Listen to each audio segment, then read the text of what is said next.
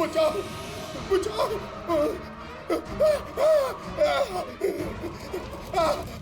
बचाओ पानी पानी। बचाओ बचाओ। बचाओ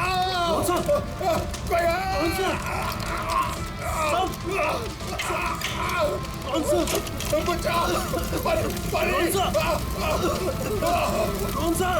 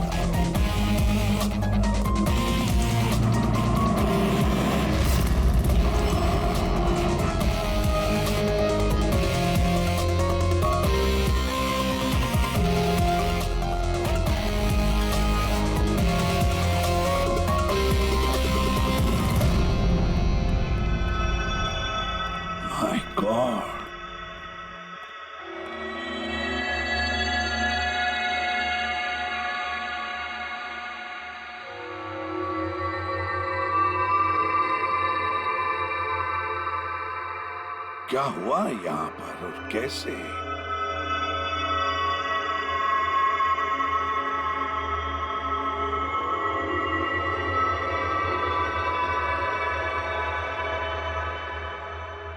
यहाँ पर भी और किसी किस्म की कोई स्मेल नहीं सिवाय इस जली हुई लाश की बदबू के। यानी ये मर्डर भी इन्फ्लेमेबल गैस से हुआ है? शायद।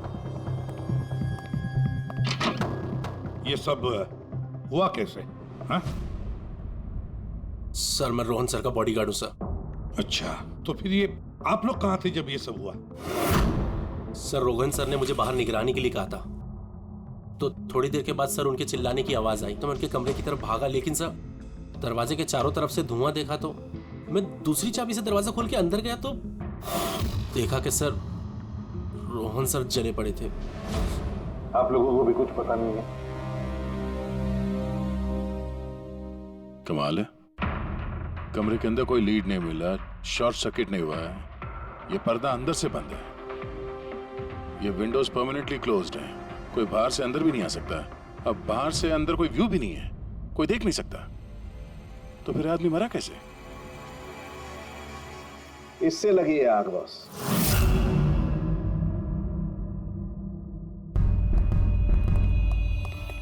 ये इस चीज से ये है क्या सर? फिलामेंट है। फिलामेंट? इलेक्ट्रिक बल्ब के अंदर का फिलामेंट। और जब इस फिलामेंट में इलेक्ट्रिक करंट पास होता है तो ये गर्म होकर के लाल हो जाता है। बॉस टूली ने भी इसी टेक्निक का इस्तेमाल किया है उस ज्वलनशील गैस को जलाने के लिए। पर वहाँ रेस्टोरेंट में जहाँ पर दिलीप की मौत हुई थी वहां पर तो हमें ऐसा कोई फिलामेंट वगैरह नहीं मिला। बॉस इतनी छोटी सी चीज है, वो खुली जगह है, उड़ गई होगी शायद कहीं, लेकिन यहाँ तो पूरा कमरा बंद है, इसीलिए पलंग के नीचे मिल गया मुझे। लेकिन सर फिलामेंट से करंट पास होने के लिए वायर्स का कोई ना कोई कनेक्शन तो होना चाहिए ना बेड तक। होगा, यही कहीं होगा जरूर। तब पूरा बेड चेक कर लिया हमने, कमरा चेक कर लिया, ऐसा तो यहाँ पे कुछ भी नहीं मिला सर। दया, वो दरवाजा कैसा? मैनेजर। Yes sir. वो दरवाजा कहाँ खुलता है? सर दूसरा रूम है जो इस रूम से कनेक्टेड है सर। अब वैसे ये रूम सील्ड रहता है, इसे कोई खुलता नहीं सर। खोलो दरवाजा। Yes sir. आइए सर।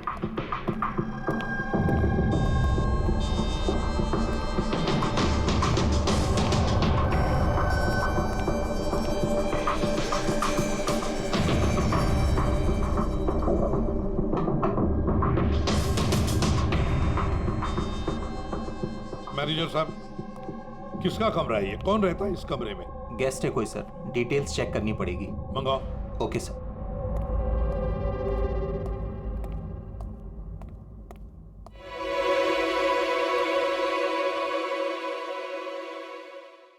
सर, वहां उस कमरे में जो कुछ भी हुआ है सर, वो इसी कमरे से किया गया। लेकिन अगर करंट इस रूम से पास किया गया है तो यहाँ से उस बेड तक कोई ना कोई वायर तो होनी चाहिए ना। और अगर वायर अगर होती तो बॉस रोहन को दिखाई भी देनी चाहिए। हाँ, शायद उसके बॉडीगार्ड ने भी देखा हो। बुलाओ उसके बॉडीगार्ड को। आप आया।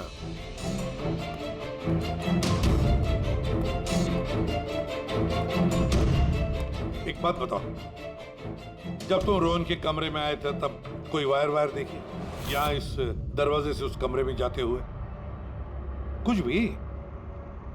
नहीं सर, रोहन सर के रूम के अंदर जाने से पहले मैंने रूम को पूरी तरह से चेक किया था सर, लेकिन वायर जैसी कोई चीज उस रूम में नहीं दिखाई दी। ठीक है, जाओ तो। जो कुछ भी हो दया, खूनी ने इसी दरवाजे का इस्तेमाल किया।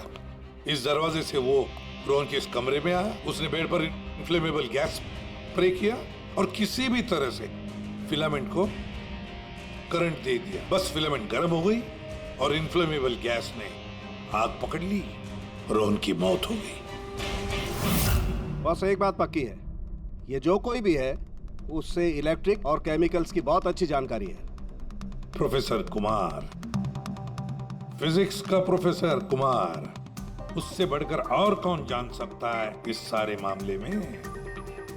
दया, अच्छा इस प्रोफेसर कुमार से मिल लो।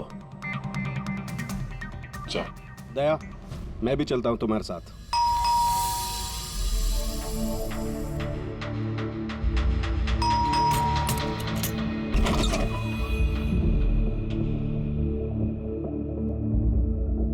प्रोफेसर कुमार है घर पे? हाँ है, लेकिन आप लोग? सीआईडी। सीआईडी? सब ठीक तो है ना साहब? हाँ, उनसे कुछ पूछताछ करनी है। कहाँ है वो? बाहर बच्चों को पढ़ा रहे हैं, मैं बुला के लाता हूँ। कोई बात नहीं, हम देखते हैं।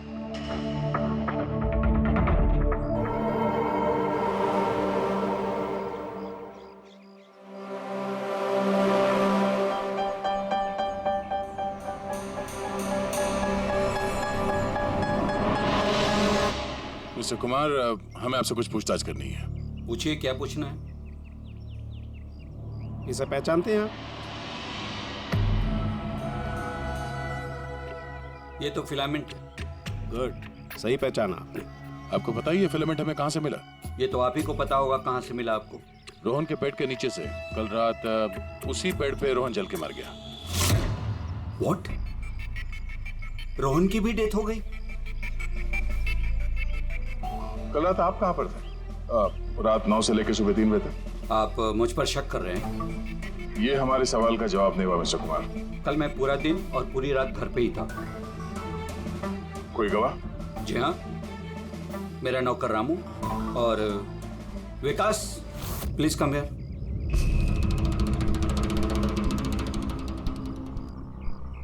Yes sir. इन्हें बताओ मैं कल कहाँ था। सर, हमारे एक्स्ट्रा क्लासेस ले रहे थे यहीं पे सर। कितने बजे से कितने बजे तक? सर, शाम के 6 बजे से सुबह के 5:30 बजे तक। सर, हमारे एग्जाम आने वाले हैं ना, तो हमने इस सर को रिक्वेस्ट किया था एक्स्ट्रा क्लासेस लेने के लिए। ठीक है सर, तुम जाओ बेटा। सर, मेरे 5 स्टूडेंट्स और भी हैं जो कल सुबह 9 बजे से लेकर 5:30 बजे तक हमारे साथ थे। कहें तो उनको बुला लूं? ठीक है। अब मैं जा सकता हूं सर, बच्चों को पढ़ाना है। Please please. Thank you.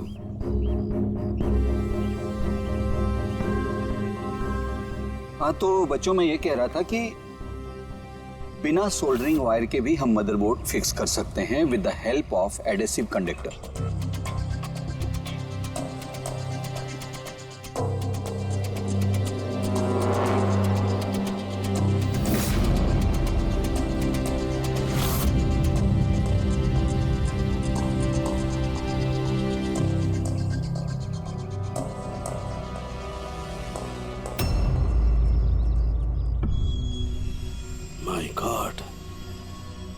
My God यार, ये क्या बात? क्या? अरे यार, ये गलती मुझसे कैसे हो गई? क्या? गॉड, बूढ़ा हो गया मैं, बूढ़ा हो गया मैं। एक काम करो, 1 घंटे बाद फॉरेंसिक लैब में मिलो, कुछ बताऊंगा। 1 घंटे बाद। अरे वो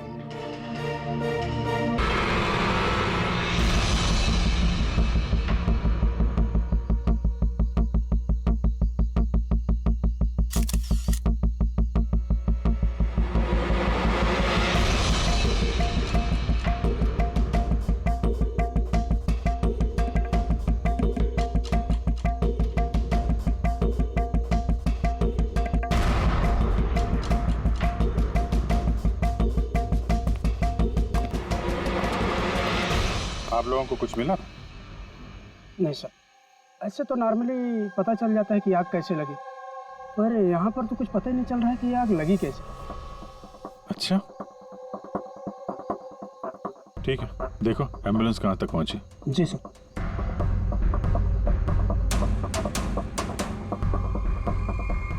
बहुत बुरी तरह से झुलस गया। कमाल है, कुछ पता ही नहीं चल रहा है कि आग कैसे लगी है।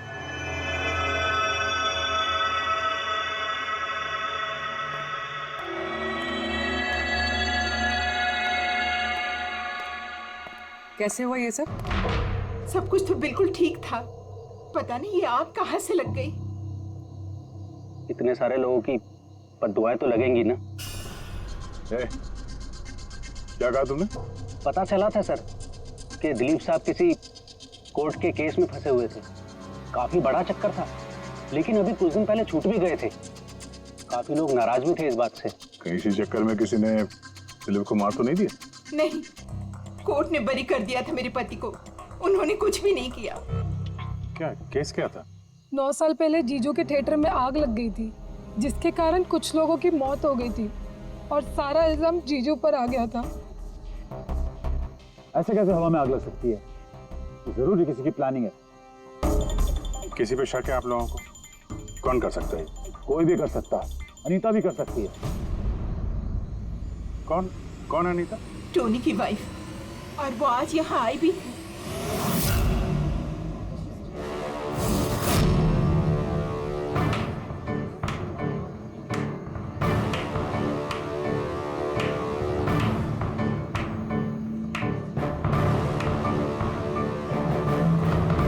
अनीता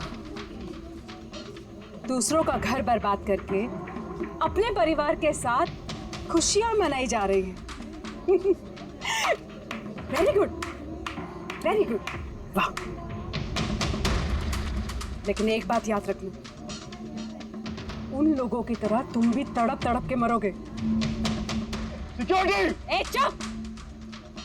आवाज नीचे। निकालो उसको बाहर, निकालो। आउट! लगता है तुम दोनों अपने अंजाम से वाकिफ नहीं। तुम्हारा बुरा समय अब शुरू हो गया है, याद रखना।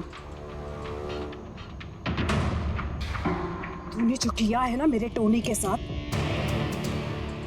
याद रखना, इसके बाद तू नहीं बचेगा। सुना तूने? ले जा इसको। तू नहीं बचेगा,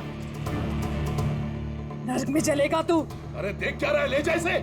नर्क में चलेगा तू, तड़प तड़प के चलेगा, याद रखना। अरे जा।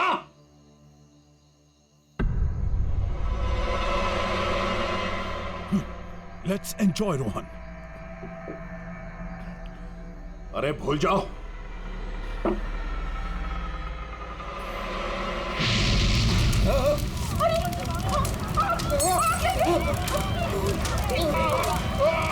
दिलीप और रोहन जिस केस में फंसे थे, उसी केस में कोर्ट ने टोनी को सजा दी थी। अच्छा, किस किस को पता था कि आप लोग यहाँ रेस्टोरेंट में आने वाले हैं? पता नहीं सर। अच्छा, दिलीप जी के आने से पहले इस चेयर के आसपास किसी को देखा था क्या? किसी अनजान आदमी को? नहीं सर, किसी को नहीं देखा सर। ये टेबल किसने रिजर्व किया था? दिलीप जी का फोन आया था, कह रहे थे कि हमारे लिए टेबल रिजर्व रखो। हमेशा यहीं बैठते थे, इसी टेबल इसी चेयर पर, रेगुलर कस्टमर थे हमारे। किसी को पहले से पता था कि दिलीप यहाँ इसी टेबल पे बैठेगा? सर, कुर्सी के पास तो ऐसी कोई चीज नहीं है जिससे आग लग सकती हो। कमाल की मिस्ट्री है यार। CCTV camera.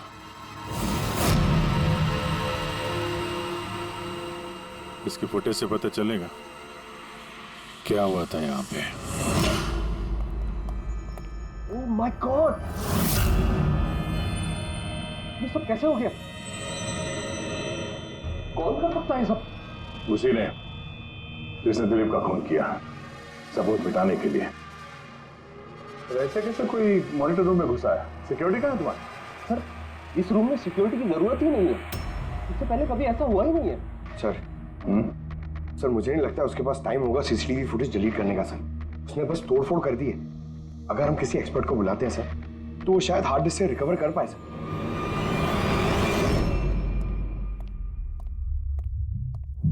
सर सर 9 साल पहले दिलीप और रोहन का एक थिएटर था जिसमें आग लग गई थी। एग्जिट और एंट्री डोर बंद होने की वजह से इस आग में 12 लोग जल के मर गए। विक्टिम्स की फैमिली ने केस किया तो इन्वेस्टिगेशन में पता चला कि उस वक्त एक गार्ड ड्यूटी पे था। हाँ, टोनी। हाँ सर, कोर्ट में साबित हो गया कि टोनी ने बहुत शराब पी रखी थी और शराब के नशे में वो इतना धुत था कि वो इमरजेंसी एग्जिट भी खोल नहीं पाया।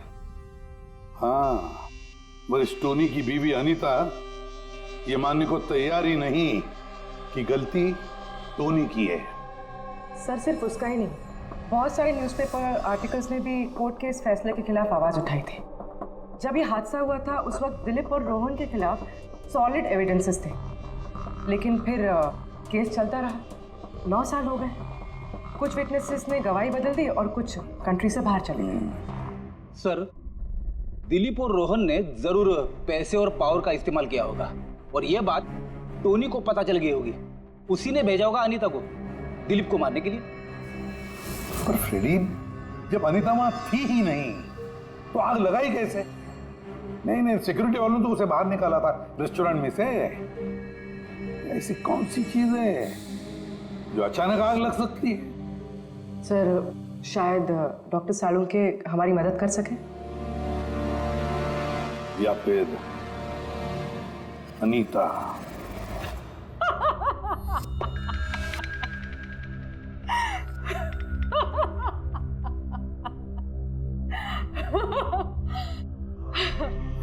किस बात पे इतना हैरान है?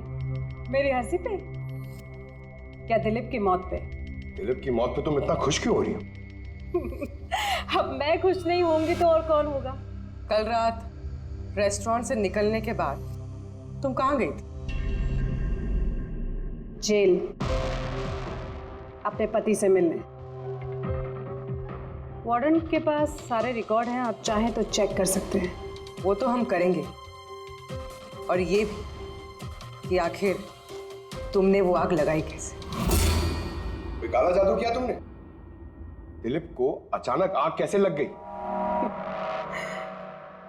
काला जादू आता तो जरूर करती, पर मैं बहुत खुश हूं। ये दिलीप भी उसी तरह तड़प तड़प के मरा है जिस तरह 9 साल पहले वो बेकसूर लोग मरे थे, जिसकी सजा मेरा पति टोनी भुगत रहा है। तुम ये कैसे कह सकती हो कि टोनी की गलती नहीं थी? तुम तो वहां थी नहीं। मैं वहां नहीं थी, लेकिन टोनी यहाँ था। उस दिन उसकी तबीयत खराब थी। उसने अपने मालिकों से, रोहन और दिलीप से कहा वो जल्दी घर आ गया आग लगने से पहले। गलती उन दोनों की थी।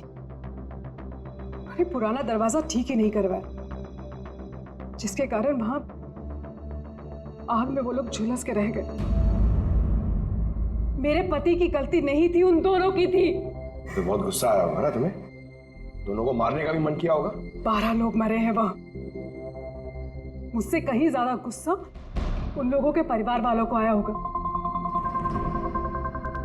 पर वो बहुत खुश होंगे अब दिलीप की मौत की खबर सुनके। बहुत खुश होंगे। वो लोग और भी खुश हो जाएंगे जब रोहन चल के मरेगा।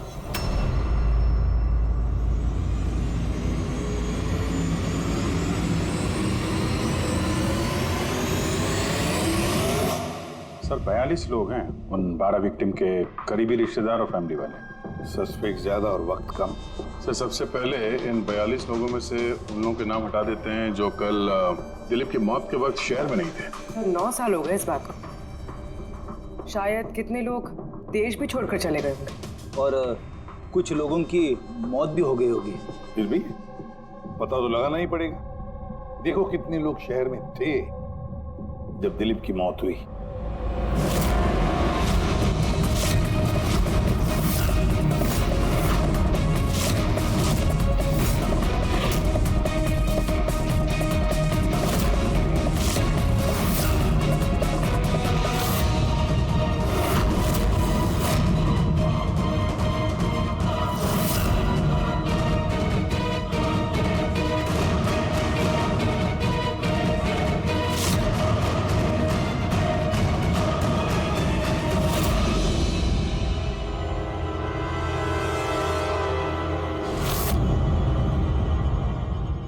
हाँ पंकज, कितने बजे?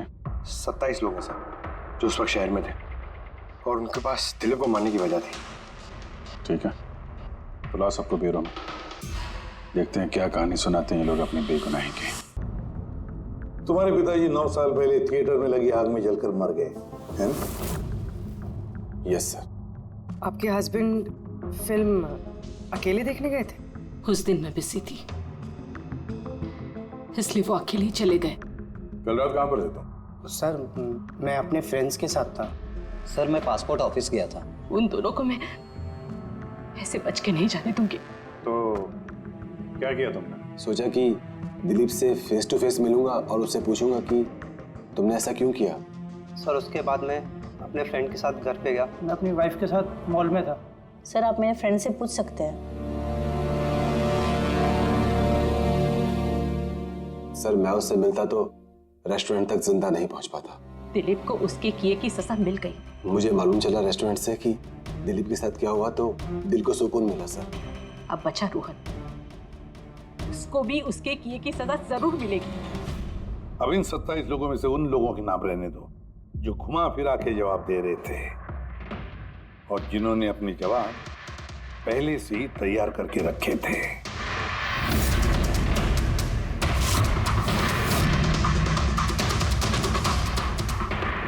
सर अब 15 बजे। अब इन 15 लोगों को उस दिन के बारे में पूछते हैं जब 9 साल पहले थिएटर में आग लगी थी। देखते हैं किसे सबसे ज्यादा गुस्सा आता है, कौन मुंह फेर लेता है। सर मेरा भाई 10वीं पास हो गया। उसने कहा पार्टी देनी है, दोस्तों को पिक्चर दिखाना है, पैसे दो। सर मैंने वो पैसे उसे दे दिए। काश वो पैसे मुझे उसे देने नहीं चाहिए थे सर। जिसने भी ये किया बहुत अच्छा किया। आज मैं खुश हूं, आज मैं बहुत खुश हूं। कुमार साहब आप यूनिवर्सिटी में फिजिक्स के प्रोफेसर हैं, है ना? Yes sir, head of the department physics. लेकिन मेरे खुद के बेटे को पढ़ाई में कोई इंटरेस्ट नहीं था। बहुत डांटता था मैं उसे, लेकिन अनिकेत के ऊपर कभी कोई फर्क नहीं पड़ा। एक नंबर का बदमाश बन गया था वो। उस दिन भी वो कॉलेज से बंक करके दोस्तों के साथ फिल्म देखने चला गया और सर और वापस घर पे कभी नहीं आया। हिमेश, राइट, कॉन्ट्रैक्टर हो ना तुम? हाँ सर। हिमेश, 9 साल पहले तुम अपनी पत्नी के साथ फिल्म देखने गए थे उस थिएटर में। नई नई शादी हुई थी मेरी। सलोनी के साथ फिल्म देखने के लिए गया था। उसको भूख लगी थी, मैं समोसे लेने के लिए बाहर गया। मैं वापस आया तो देखा वहां के दरवाजे लॉक हो गए थे। वहां अंदर से लोगों के चिल्लाने की आवाज आ रही थी और धुआं निकल रहा था वहां से। मैंने सब दरवाजे खोलने की बहुत कोशिश की। मैंने बहुत कोशिश की। मैं पागलों की तरह दरवाजा को ठोकता रहा, पीटता रहा। सलोनी कहीं चिल्लाता रहा। अरे कोई दरवाजा खोल दो यार। सलोनी। लेकिन मैं कुछ नहीं कर सका सर, मैं कुछ नहीं कर सका। अपनी सलोनी को मैं बचा नहीं सकता। वहां पे एक गार्ड भी था ना, टोनी, उससे भी दरवाजा नहीं खुला क्या? नहीं था सर। वहां कोई और गार्ड, किसी और को देखा था तुमने? कोई नहीं था सर, कोई नहीं था। मैं 9 साल पहले जो बात कोर्ट में कहा वही आज कह रहा हूं। जब सिनेमा हॉल में आग लगी थी उस वक्त टोनी वहां पर नहीं था सर।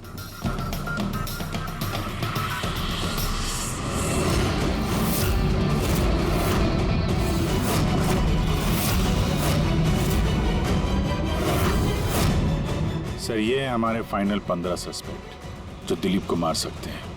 सो कॉप्स कह रहे थे कि फायरमैन को भी पता नहीं चला कि आग का एग्जैक्टली सोर्स क्या था।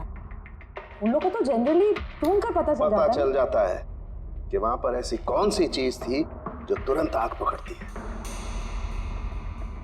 लेकिन उन्हें पता नहीं चला।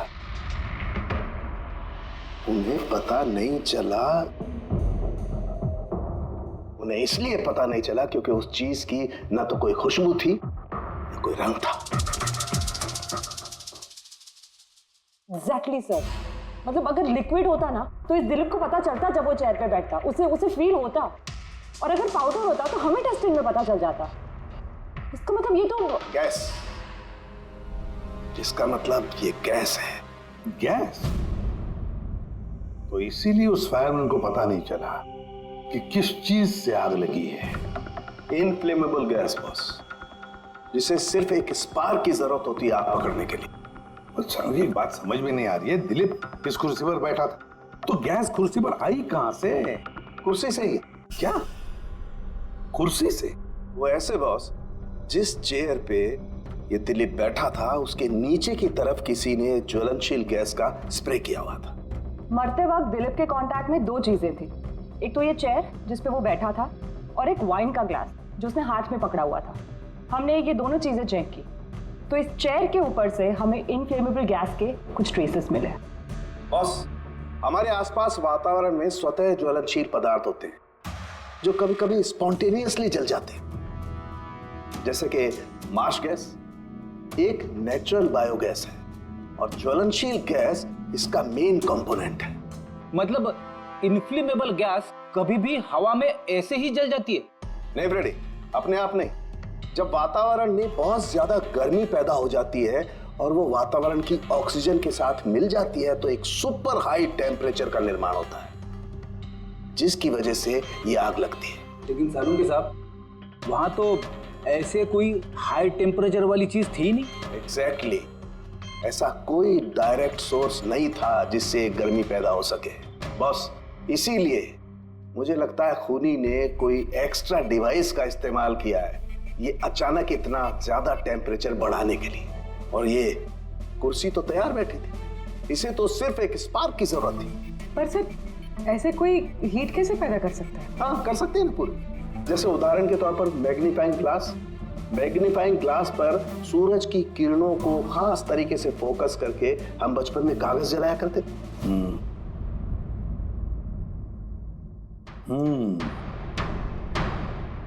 लगता है इस रेस्टोरेंट में फिर से जाना पड़ेगा, पता लगाना पड़ेगा किस चीज से आग लगी।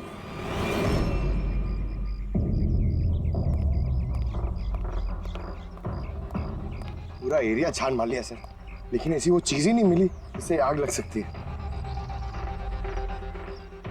और ये ओपन रेस्टोरेंट है। जब खूनी ने दिलीप के चेयर के नीचे वो इनफ्लेमेबल गैस स्प्रे किया तो किसी ने तो देखा होगा। वही तो, चेयर में अपने आप आग लग गई और दिलीप चल के मर गया। किसी ने कुछ देखा नहीं और ना ही कोई सबूत हमारे सामने आ रहा है। सर, उस डेटा एक्सपर्ट ने सीसीटीवी फुटेज रिकवर कर ली है, आप देख सकते हैं सर। गुड, या तुम लोग यार देख लो, तब तक मैं देखता हूँ यहाँ पे कुछ मिलता है क्या। सर, दिलीप और उसकी फैमिली के आने के 15 मिनट के पहले की फुटेज है।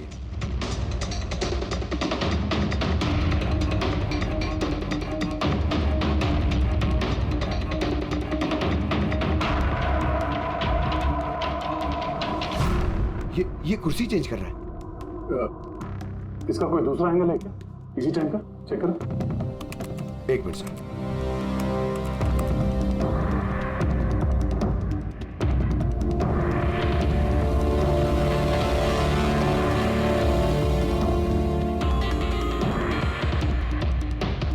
ये कुर्सी के साथ क्या कर रहा है? गैस स्प्रे कर रहा है क्या? हाँ, उसने अपने चेयर पे गैस स्प्रे किया और उसने अपनी कुर्सी को उस कुर्सी से बदल दी जिस पे दिलीप बैठने वाला था।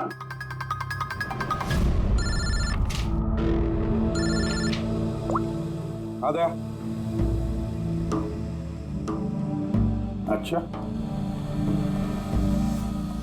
Great, good work, good work. क्या हुआ सर? जिसने भी दिलीप की कुर्सी के साथ छेड़खानी की ना, उसका पता चल गया है। वो एक आदमी है, उसका मिलता जुलता हुलिया भी मिला है। अब देखते हैं, दया भेजने वाला है फोटोग्राफ।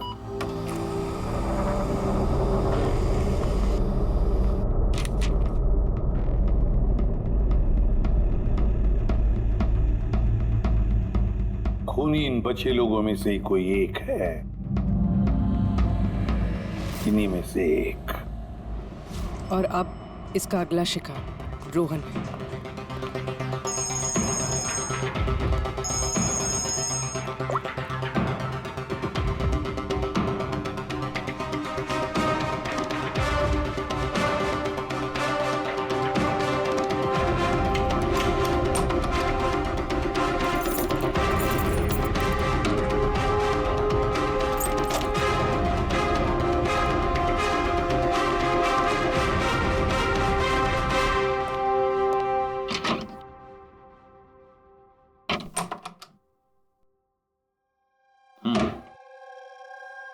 मुझे लगता है कोई मेरी और दिलीप की रिहाई से खुश नहीं है। मेरी जान को खतरा है यहाँ पर।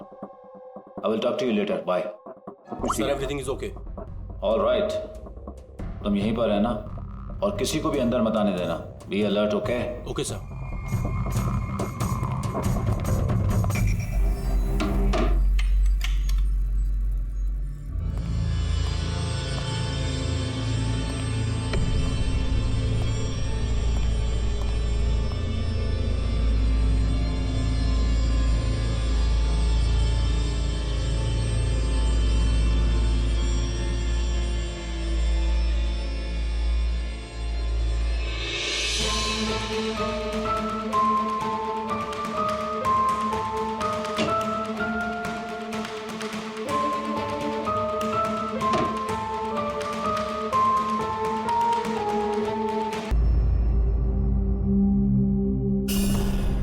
बस एक काम करो, इस स्विच से इन बल्ब्स को जलाओ। इस स्विच से? इस स्विच से? हाँ हाँ, इस स्विच से। यार ना कोई कनेक्शन है कुछ है, कैसे जलेंगे ये? तुम सवाल मत किया करो, कभी कभी मेरी बात भी मान लिया करो यार। कभी कभी। ये ले। क्या सर, ये तो कुछ हुआ भी नहीं। होगा होगा। अरे क्या होगा? होगा ही नहीं। अरे होगा यार, बिलीव नहीं होगा। एक मिनट। क्या इसकी तबीयत ठीक है ना? हाँ? तो पता नहीं क्या हुआ है, वो जब से वो प्रोफेसर कुमार से मिलके आया ना, बस बल्ब के साथ ही खेले जा रहे हैं। बात बताओ, वो फिंगरप्रिंट्स का क्या रिपोर्ट आया? वही जो फिंगरप्रिंट्स उन्हें होटल वाले से लिए थे और रूम में उठाए थे। तो फिंगरप्रिंट तो बहुत सारे मिले, लेकिन सारे स्टाफ मेंबर्स के ही हैं, उसके अलावा और किसी के नहीं मिले। ये कैसे हो सकता है? तो भाई साहब जरा इधर भी ध्यान दीजिए। हाँ हाँ, ध्यान है। हाँ।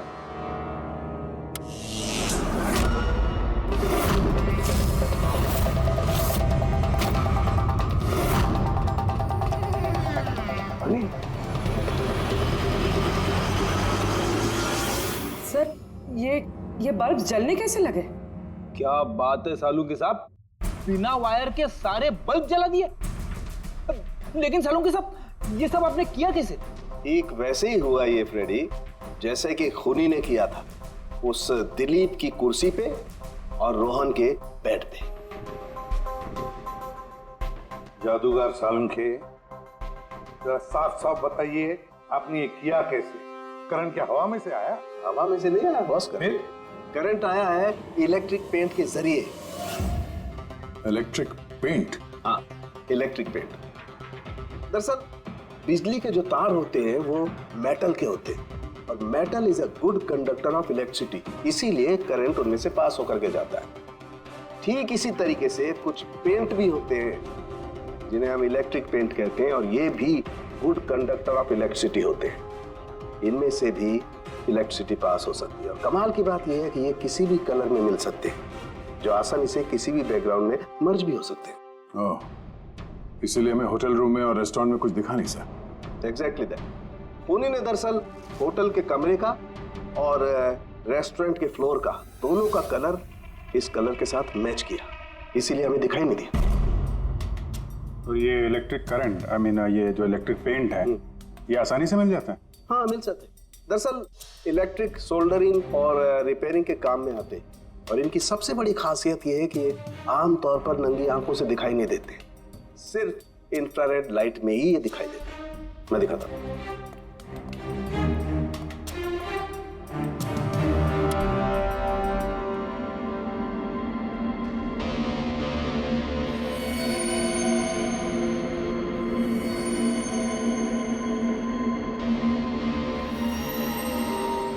देखा बॉस? हाँ, खूनी ने भी ऐसे ही इस इलेक्ट्रिक पेंट का इस्तेमाल किया और ये सर्किट बनाया।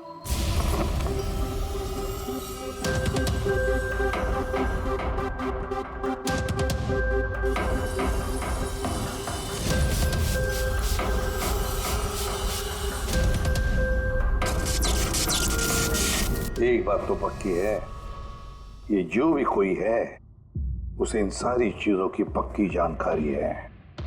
मगर सर, इनमें से खूनी कौन है? इस प्रोफेसर से तो मिल लिए सर, ये तो नहीं है। ये बंसी।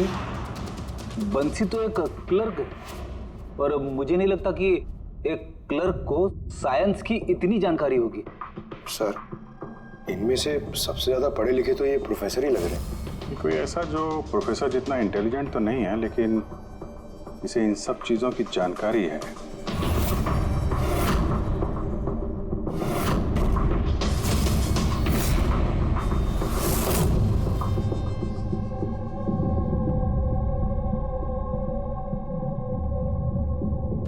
वो ये है अभिजीत, ये है वो। याद है क्या कहा था इसने, कि क्या काम करता?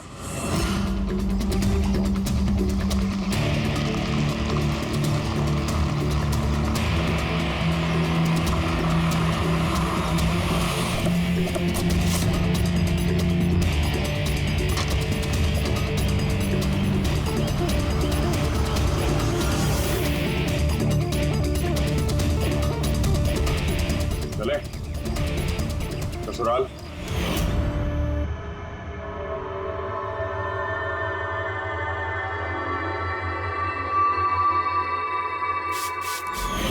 दिलीप और रोहन पर केस हुआ था, लेकिन मुझे मालूम था अपने पैसे और पावर के दम पर वो छूट जाएंगे। लेकिन उनके पास पैसा था तो मेरे पास दिमाग।